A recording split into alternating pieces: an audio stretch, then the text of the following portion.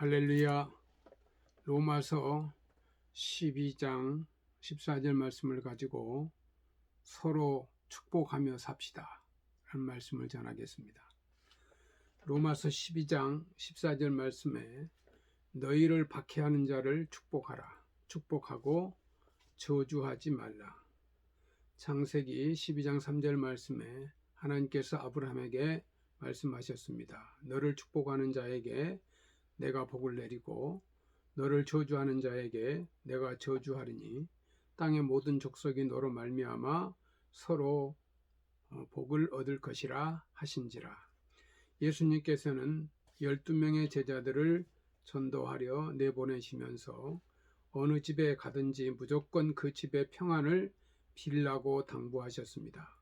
어느 도시나 마을에 가서 전도를 하든지 너희를 영접하는 사람을 찾아 너희가 떠날 때까지 그 집에 머물면서 그 집이 평안하기를 빌어주되 만일 그 집이 그 축복받기에 합당하면 너희 빈 평안이 그 집에 내릴 것이나 그렇지 못하면 그 평안이 너희에게 돌아올 것이라고 말씀하셨습니다.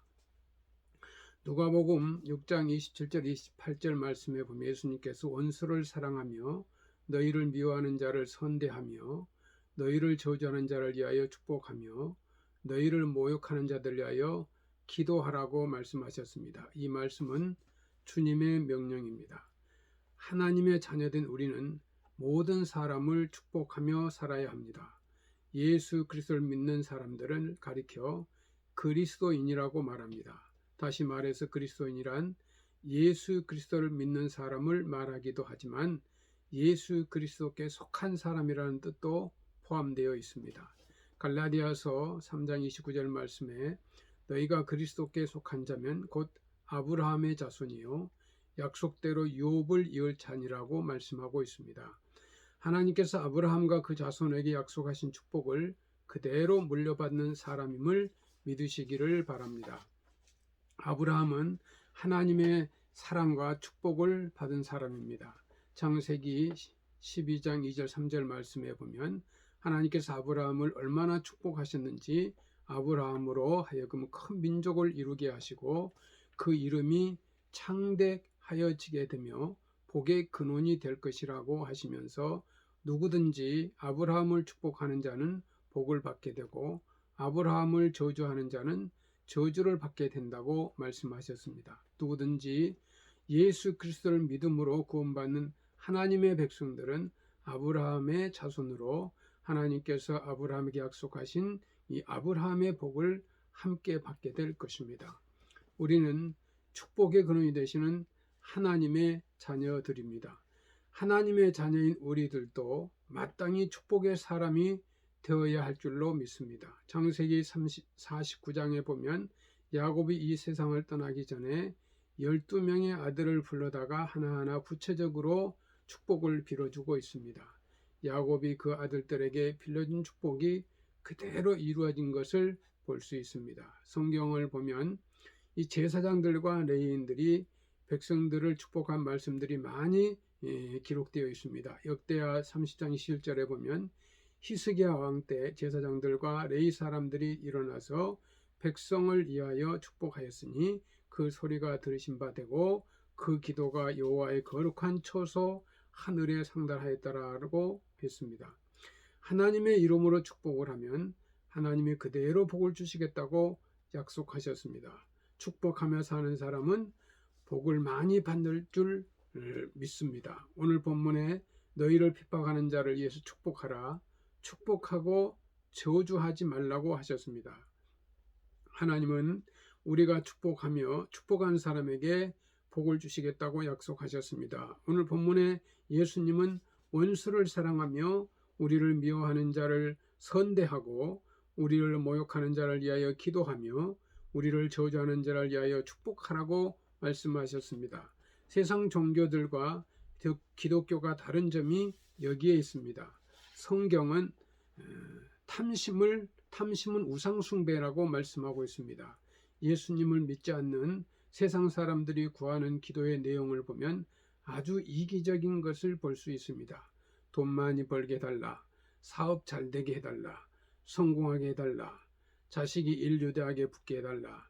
밤낮 자신의 욕심을 따라 구합니다.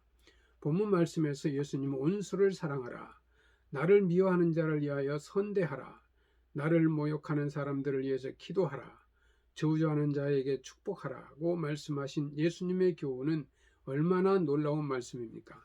사무엘하 16장에 보면 다윗과 같이 위대한 믿음의 사람을 저주한 시므이라는 사람이 등장하고 있습니다. 다윗이 그의 아들 압살롬의 반란으로 인하여 급히 안궁을 빠져나가 도망갈 때 시므이는 계속 따라오며 다윗과 그의 신복을 향하여 돌을 던지며 저주했습니다. 이에 보다 못한 이 신하들이 당장 저자의 머리를 베게 해달라고 요청합니다. 그러나 다윗은 내 몸에 난 아들도 내 생명을 해하려 하거늘 하물며 이 베냐민 사람이야 여호와께서 저에게 명하실 것이니 저로 저주하게 버려두라.